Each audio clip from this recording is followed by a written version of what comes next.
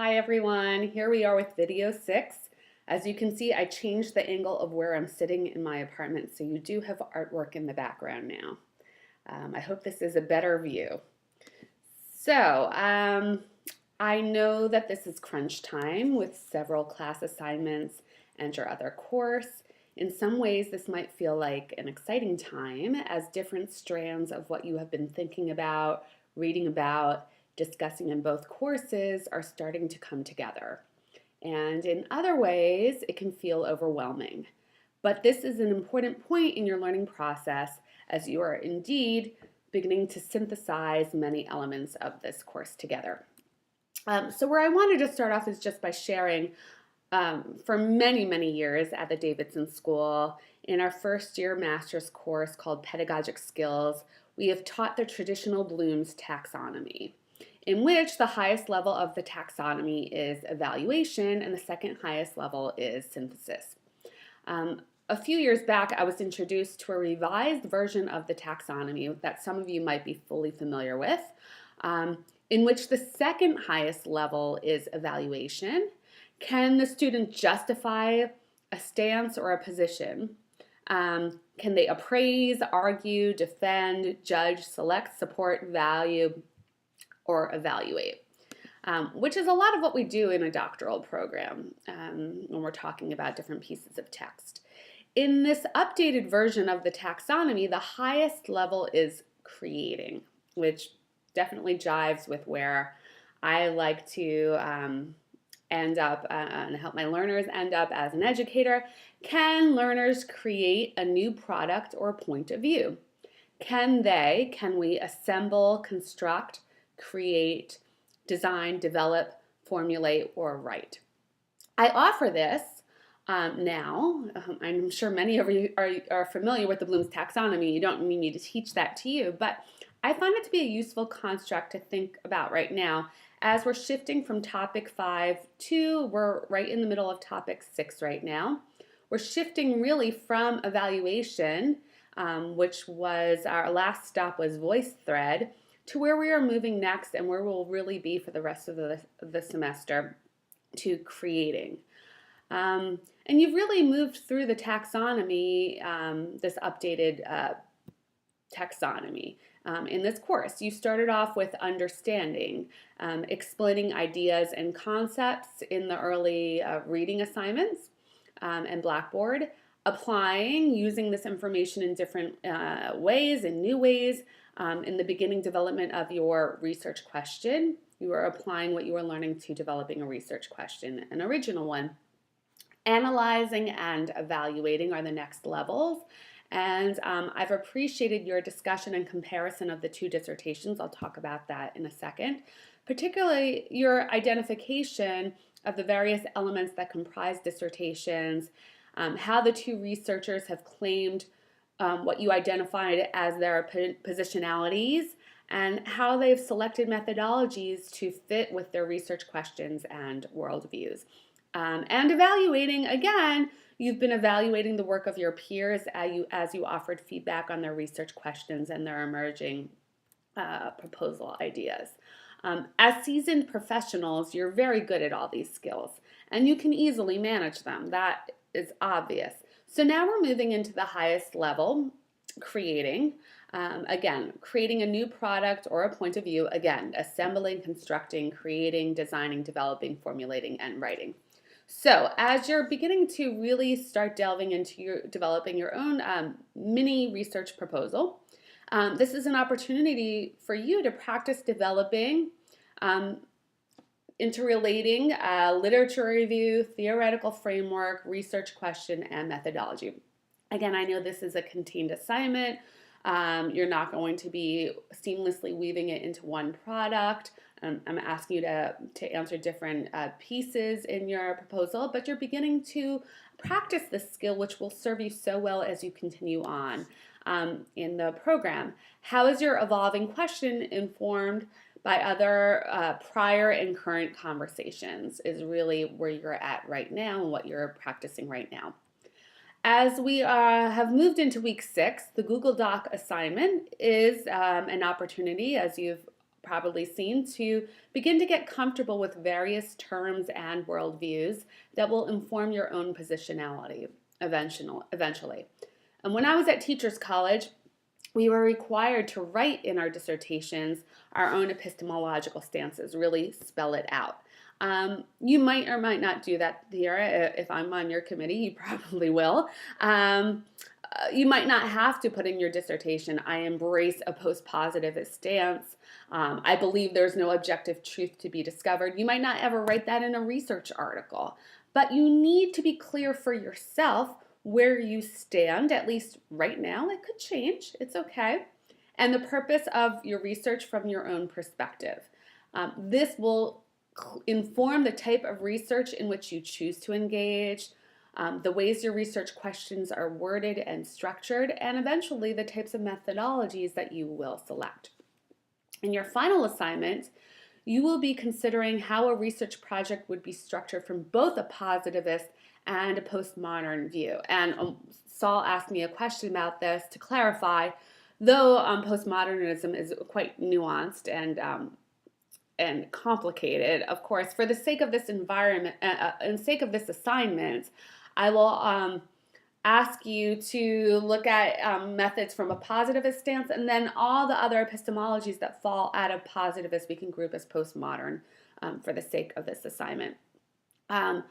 I recognize that your future research will emerge from one coherent worldview, and you wouldn't be playing around with two different stances, but as I'm sure you can see, it's useful for the sake of where you're at right now to look at it from a few different angles and to be familiar with how others who would be researching a similar research question from a different perspective might go at it. So what I'd like to do right now is talk about some of the questions that you posed and things that you posted on VoiceThread. I want to start off by saying that you are clearly, it is evident in this place now, to notice and pay attention to how the different elements of a research project do or do not cohere. And I really appreciated the conversation in which you engaged on VoiceThread. Even though it wasn't fully a conversation, you were posting your own perspectives. Some of you did add on to what others said. I know it wasn't the easiest format, but we gave it a try. So thank you for playing around with me with VoiceThread. So I'm glad that you were able to talk about these different pieces of the dissertation as I asked you to, because now you can really apply this understanding of how different pieces align to your own work.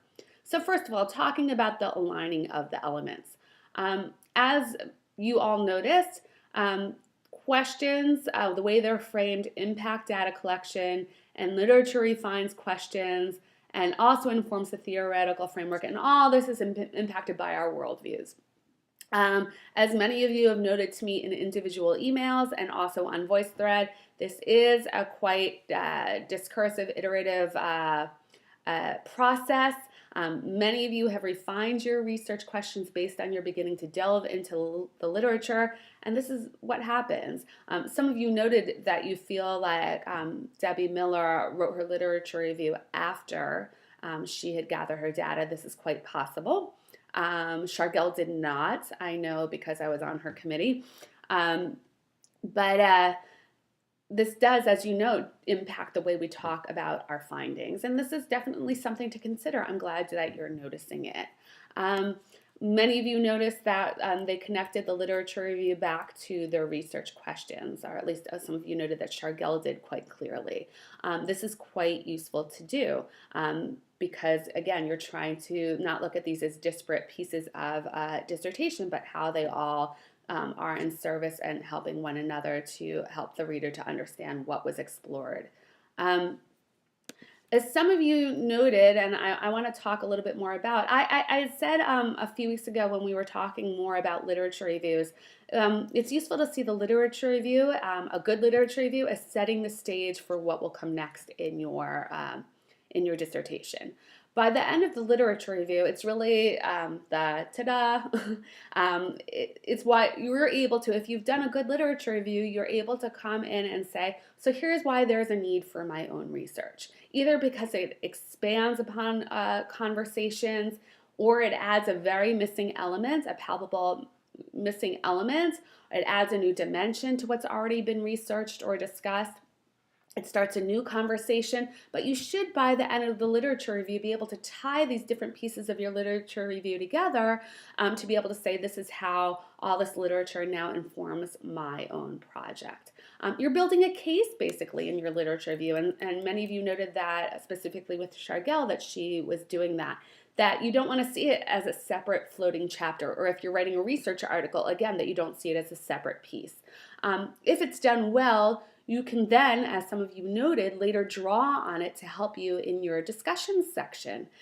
Draw upon it to later discuss the findings. The literature becomes a lens through which you can discuss what you explored. As Saul noted, you can also and should include in your literature review questions that are emerging from the literature. It's not just a review saying what the literature said. What's coming up for you as you're exploring this literature? What questions do you have? What connections are you seeing between the different pieces of literature? You will be practicing that for your phase 2. I'll talk about that a little bit more in just a minute. And you will be doing that for your final assignment.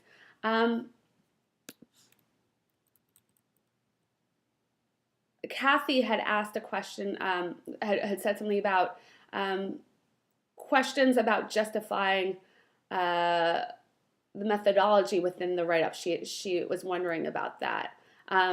Is that okay to do? Yes, definitely. As you saw with both of them, they had a lot in there about why they chose the methods that they did.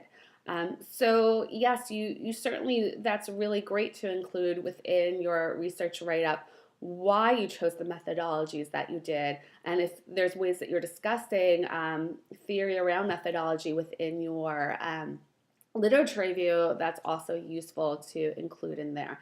This would be more for down the road within your dissertation, but this is useful to look at. Again, that within a dissertation, a formal dissertation, it's not just a methodology section where you say, I did X, Y, and Z, but you want to be clear about why you chose the methods that you did, what informed your choice of these methods.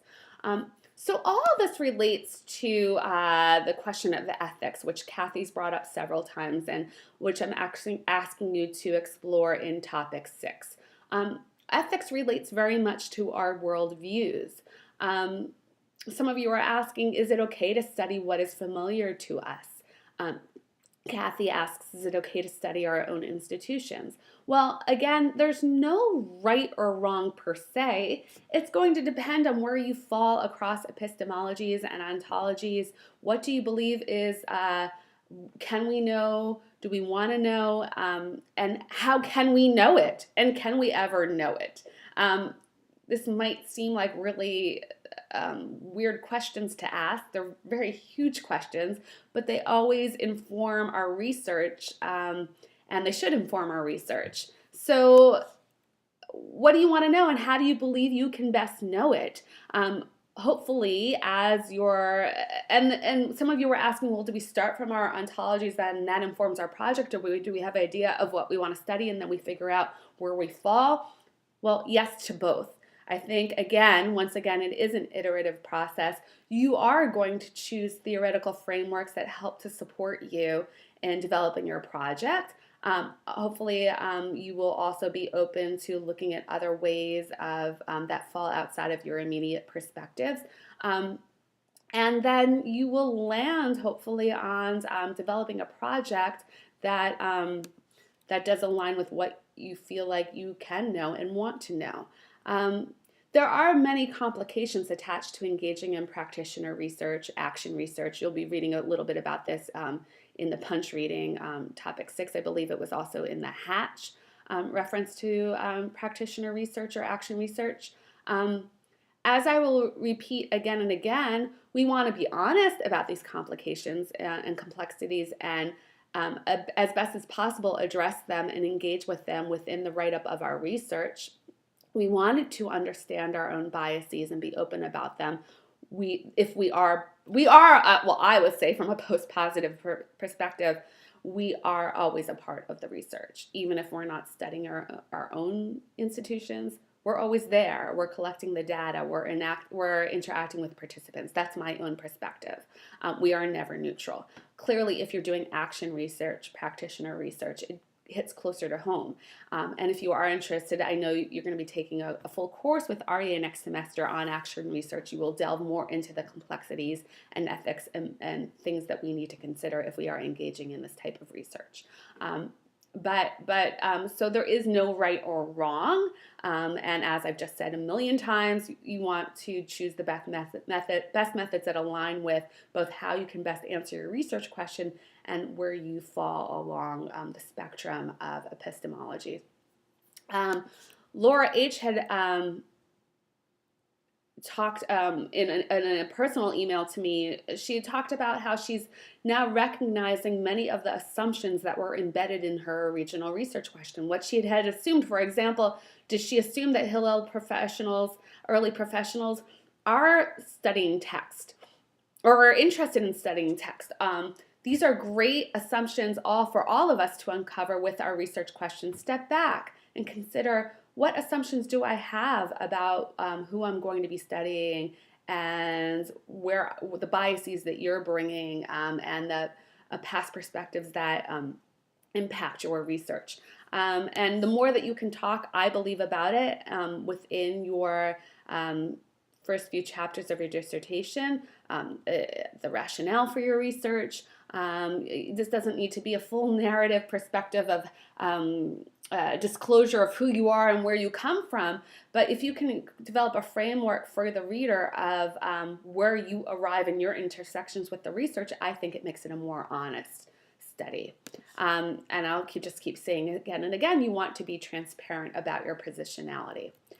Wendy had asked me in an email, can we really adopt any of these epistemologies? Some of them might feel really far out there for you. What I had written back to her is, you can certainly adopt any epistemology that you believe aligns with your views. What I said to her is, of course, with some it might be more challenging than others for you to find a community of folks who are like-minded, and that I tend to find that most of the folks around Davidson and the world that I work in are post-positivists, not all, but most, but then post-positivism and beyond, with postmodernist perspectives, they fall across the spectrum. She had asked a question about McLaren. He's definitely on the way far liberal end, I told her, of the spectrum. He would fall into a group, if you read more stuff on critical pedagogy and critical literacy, he falls into a group that most likely aligns with a Marxist leaning or is inspired by Marxist writings. Which you probably detect in his not so subtle writing. And I know that's not quite where most of you would fall, but I personally find it refreshing to be exposed to ways that others think about the purposes of Jewish education and education in general and how this impacts their research. They see it really as social justice work. And so, it's useful, I think, in topic 6, just to think about where others might be developing their research and what inspires it, even if it's not where you fall.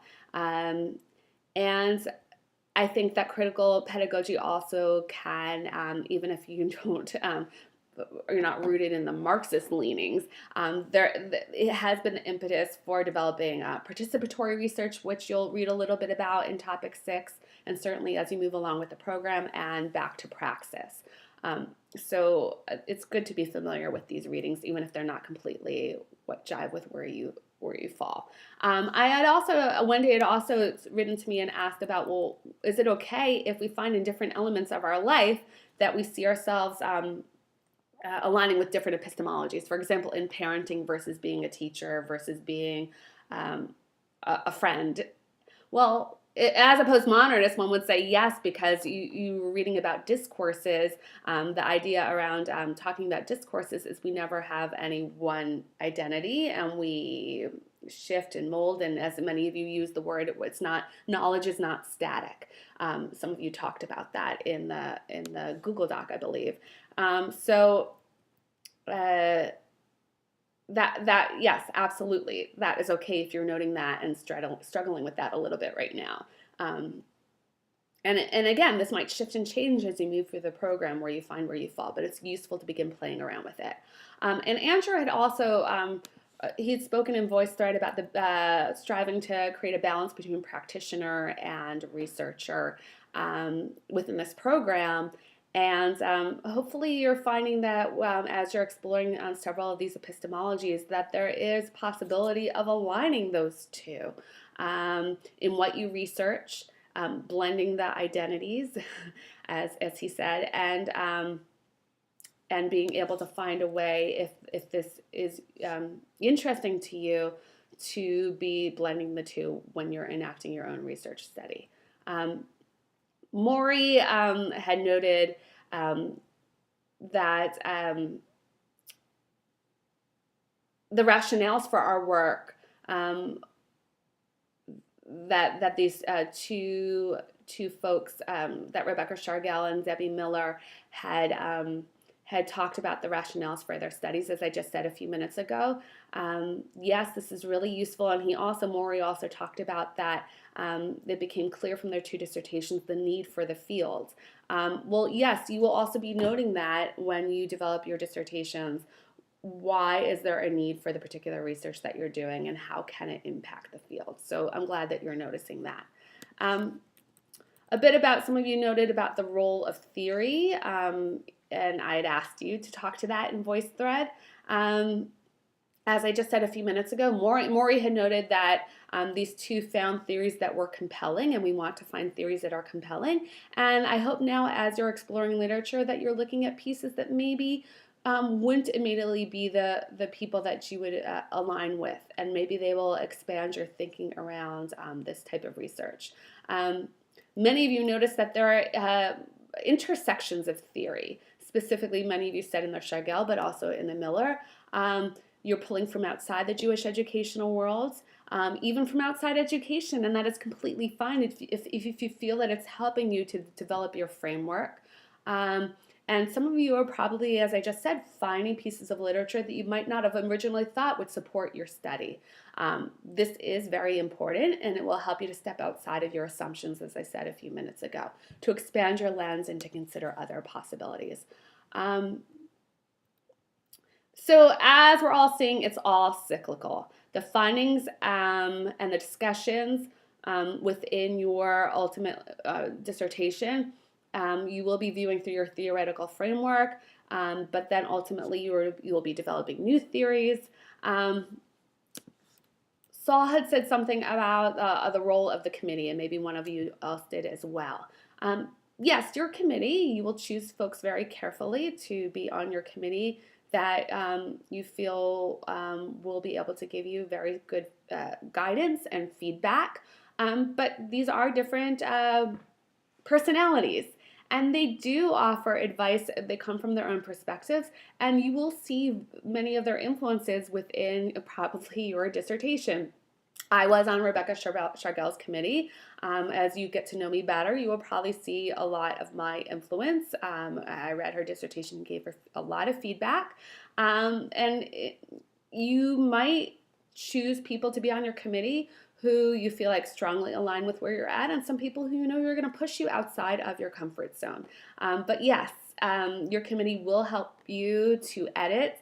Many people do choose editors to also help them. I definitely had someone to help me to proofread. You don't want to rely on your committee to do that. And you're noticing styles. As Laura Novak and Maury both noted, there was a lot of thick description in both dissertations about settings, and some of you wondered whether that is necessary. That can often be stylistic. Some people who do qualitative research feel it's very important to put that in so we're clear on who was studied and to give a fuller, richer portrait. But that's dependent. You won't find that in every study. And I just want to note, a few of you noted the implication section, maybe you never considered before, that there actually is an implication section within a dissertation. I say that as one of the most important sections within the dissertation because it's how people within the field, you'll appreciate this as practitioners who are reading research, will be able to consider, well, what are the big questions for moving the field forward, or for policy, or further research. So the implication section is very important. What I was trying to do just now, I know that was a lot of, it might seem a little bit wandering, but I was trying to bring in all the different things that I noticed that you brought up on VoiceThread that are pertinent to where your brains are at right now as you're conceiving your own research projects. You're moving into phase 2 of your final project and beyond. As I said a few minutes ago, several of you have developed new questions since you last posted on Blackboard, and that's okay as long as we're dialoguing about them and making sure that they are as clear and tight as possible and really reflect what you want to study. As you are all coming to see, it is ideal to develop research that emerges from what excites you. What you're developing for this particular proposal, as I've said a few times now, does not need to ever be studied. This is a playground for you. As you move along over the next few years, you will develop a dissertation project, but don't worry about that right now. As long as you feel really interested in what you're studying for this proposal, you will spend time on it, and you can eventually hopefully become a bit passionate about it. As you're creating a research project, you want it to be something that you're excited about because you live with it for a long time. Please do continue to refine your questions based upon my feedback. And you don't need to repost to the forum at all, but let's, as I just said, continue to dialogue about it. And if I have given you feedback on your citations, felt that you need to look at some other routes, let's talk. I think we have touched base, but let's continue to do so. For phase 2, which is due, I believe, next week, some of you might be wondering, well, what should you do for this 5 to 7 page assignment? And again, I'm not a stickler on pages. If you feel it comes out to less, that's okay. If you feel like it comes out to more, that's okay, but that gives you a range. I'm not looking for 20 pages here.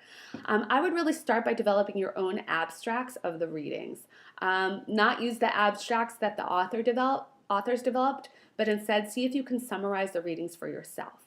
Create a little annotated bibliography for yourself. I think that's a great, easy, low-hanging fruit, maybe not easy, but low-hanging fruit starting point. You will then want to look across the readings. I would say this should be your next step for common or contrasting themes, research approaches, theoretical lenses, findings, across the citations you're using. What connections can you see? What common questions are coming up for you? What is an outlier in the reading? What falls outside of some of the viewpoints that might have commonalities? Think of phase 2 as a scaffold to your final project in which you will offer a literature review similar to those some of you have found in the research articles that we read for this course. I do not expect you to have a fully polished literature review in this interim step of phase 2. This is just a scaffold. I want to make sure that you are reading and that you are starting to look for connections across the readings, and that you are on a path to creation. So again, this doesn't need to be fully formed, but it does need to be something that you feel it isn't just drafty, that you can hand in to me and that I can read and offer you some feedback on. Less on stylistic feedback because I'm not reading it as a full literature review, but more to give you feedback on the ways in which you're developing connections between the readings. I believe on November 27th, then you have a journal entry email to me in which you will be considering the methods which would best align with your emerging research proposal.